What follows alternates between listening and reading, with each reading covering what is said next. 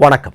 Iran தலைநகர் டெஹ்ரானில் உள்ள என்கெலாப் என்று சொல்லக்கூடிய ஒரு மிக முக்கியமான சதுக்கம். அந்த சதுக்கத்தில் ஈரான் அரசு அமைத்திருக்கக்கூடிய ஒரு ராட்சச விளம்பரம் இன்றைக்கு உலகத்தையே மிகப்பெரிய அளவில் அதிர்ச்சிக்குள்ளாக்கி இருக்கிறது. அதில் ட்ரம்பினுடைய தலைமுடி கலைந்து கண்கள் மட்டும் வாய் மூடப்பட்ட நிலையில் ஒரு கருப்பு நிற சவப்பெட்டிக்குள் ட்ரம்ப் பிணமாக கிடப்பது போன்ற ஒரு படம் வரையப்பட்டிருக்கிறது.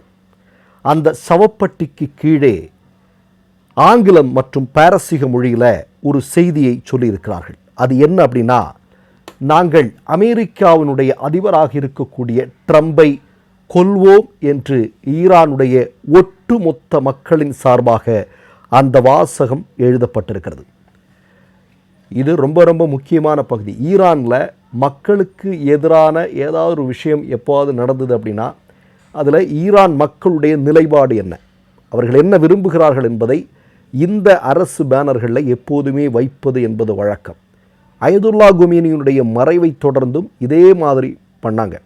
எந்த காரணத்திற்காகவும் அமெரிக்க ஏகாதிபத்தியத்திடம் நாங்கள் சரணடைய மாட்டோம், அமெரிக்காவை வீழ்த்துவோம் என்று அவர்கள் எழுதியிருந்தார்கள். இப்போது அந்த பதாகையில் இப்படிப்பட்ட வாசகம் இன்றைக்கு தென்பட துவங்கியிருக்கிறது. இப்போ போர் 5 நாட்களாக அமெரிக்கா அத்துமீறி ஈரானை தாக்கி கொண்டிருக்கிறது என்பது நமக்கு தெரியும். ஆனால் ஈரான் எப்படிப்பட்டது, எவ்வளவு வலிமையானது என்பதை அமெரிக்காவிற்கு உணர்த்தி கொண்டே இருக்கிறார்கள். நேற்றைய தினம் பஹ்ரைனுடைய இதய பகுதியாக இருக்கக்கூடிய ஷேக் ஈசா என்று சொல்லக்கூடிய பகுதியில் ட்ரோன் தாக்குதலின் மூலமாக அந்த பகுதியை முழுமையாக அழித்திருக்கிறது ஈரான். அதே மாதிரி நீங்கள் பார்த்தீங்க அப்படின்னா குவைத், ஜோர்டான் மாதிரியான இடங்கள், அதெல்லாம் அமெரிக்க ஆதரவு நாடுகள், அமெரிக்காவுடைய போர் தளங்கள் எல்லாம் அந்த இடங்களில் இருக்குது. அந்த தளங்களின் மீது ஒரு மிகப்பெரிய தாக்குதலை ஈரான் நடத்தியிருக்கிறது. அதில் நிலைகுலைந்து போயிருப்பதாக இன்றைக்கு செய்திகள் வந்து கொண்டிருக்கின்றன. இதில் கூடுதலான ஒரு செய்தி என்ன அப்படின்னா, அமெரிக்காவை சார்ந்த 400க்கும் அதிகமான போர் வீரர்கள் பலத்த காயத்திற்குள்ளாகி இருக்கிறார்கள். அதுலேயும் அவர்களுக்கு எல்லாமே தலையில் பயங்கரமான காயம் என்று சொல்லப்படுகிறது. ஆனால் இவற்றையெல்லாம் ட்ரம்ப் மூடி மறைத்து கொண்டிருக்கிறார். ட்ரம்பினுடைய தாக்குதலில், அமெரிக்க தாக்குதலில் ஈரான் தான் பெரிய சிக்கலை நோக்கி சென்று கொண்டிருக்கிறது என்பது போன்ற ஒரு தோற்றத்தை உருவாக்குவதற்கு இவர்கள் முயற்சி செய்து கொண்டிருக்கிறார்கள்.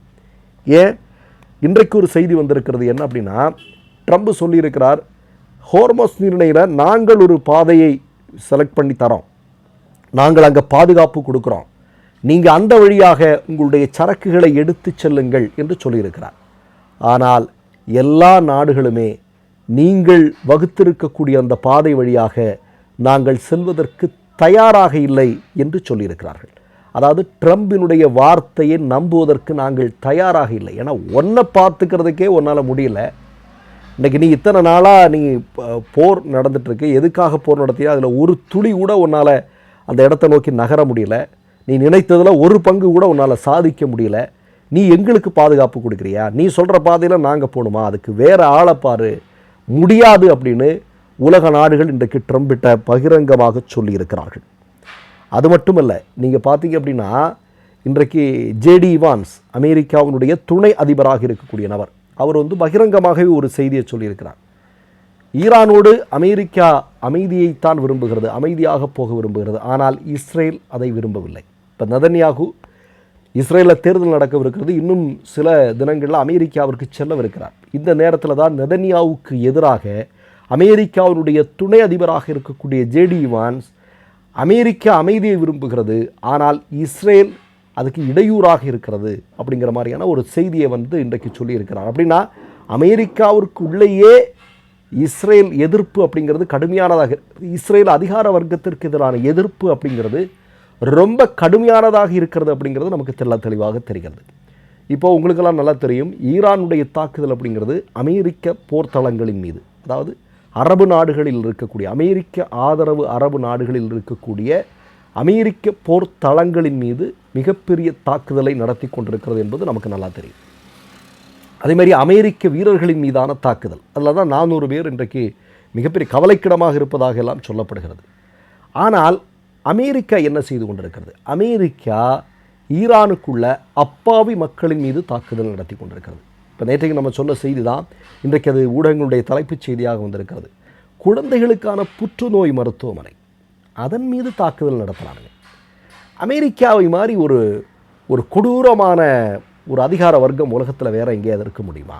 பாருங்களேன், இப்போ காசாவில் போய் தாக்குதல் நடத்த, எங்கே தாக்குதல் நடத்த? குழந்தைகள் இருக்கக்கூடிய பகுதிகள், வயோதிகர்கள் இருக்கக்கூடிய பகுதிகள், பெண்கள் இருக்கக்கூடிய பகுதிகள், இந்த பகுதிகளைத்தான் குறிவைத்து தாக்குகிறார்கள் இல்லையா? ஆனால் ஈரான் தாக்குவது அப்படி அல்ல. குறைந்தபட்சம் நீங்கள் பாருங்களேன், இந்த போர் துவங்கியதிலிருந்து அதிகபட்ச நேர்மையோடு ஈரான் செயல்பட்டு கொண்டிருப்பதை நீங்கள் பார்க்க முடியும். ஒப்பந்தத்துக்கு கூப்பிடுவாங்க, சமாதானம் பேசலாம் வான்னு கூப்பிடுவாங்க, சமாதானம் பேசி கொண்டிருக்கக்கூடிய நேரத்திலே தாக்குதல் நடக்கும்.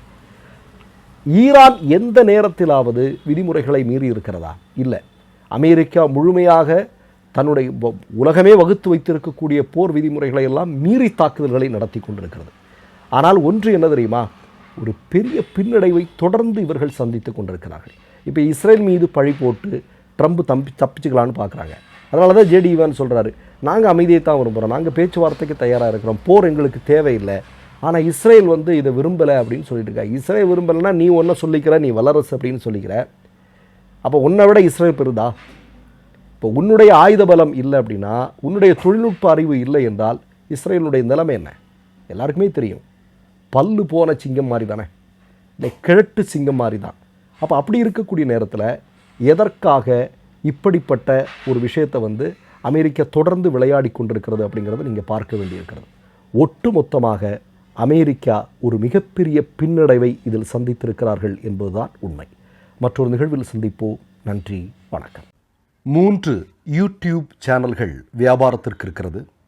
தேவைப்படுபவர்கள் இந்த எண்ணுக்கு தொடர்பு கொள்ளுங்கள். மை நேம் இஸ் ரெட் சேனலை சப்ஸ்கிரைப் பண்ணிக்கோங்க. அதுக்கப்புறமா பக்கத்தில் இருக்கிற ஜாயின் பட்டனை கிளிக் பண்ணீங்கன்னா ஒரு நியூ பேஜ் ஒன்று ஓப்பன் ஆகும். அதுலேயும் ஜாயின் பட்டனே கிளிக் பண்ணிக்கோங்க. அதில் பார்த்தீங்கன்னா credit R debit card options இருக்கு. இதில் உங்களுக்கு விசா, மாஸ்டர் கார்டு, ரிப்பே அப்படின்னு 3 ஆப்ஷன்ஸ் கொடுத்துருக்காங்க. அதில் நீங்கள் எந்த கார்டு சூஸ் பண்ணுறீங்களோ அந்த கார்டோட நம்பர் என்டர் பண்ணிக்கோங்க. அப்புறமா கார்டோட வேலிடிட்டி மந்த் அண்ட் இயரை டைப் பண்ணிக்கோங்க. அடுத்தபடியா உங்க கார்டோட பின்னால சிவிசி கோடுன்னு சொல்லிட்டு 3 நம்பர்ஸ் கொடுத்துருப்பாங்க. அந்த நம்பரை இதில் என்டர் பண்ணிக்கோங்க. அப்புறமா அட்ரஸ் அண்ட் இன்ஃபர்மேஷன் என்டர் பண்ணிட்டு பைங்கிற பட்டனை கிளிக் பண்ணிக்கோங்க. ஒருவேளை உங்க கார்டு நம்பர் இன்வாலிட்னு காமிச்சிச்சுன்னா உங்க கார்டுல இன்டர்நேஷனல் யூசேஜை எனேபிள் பண்ணுங்க.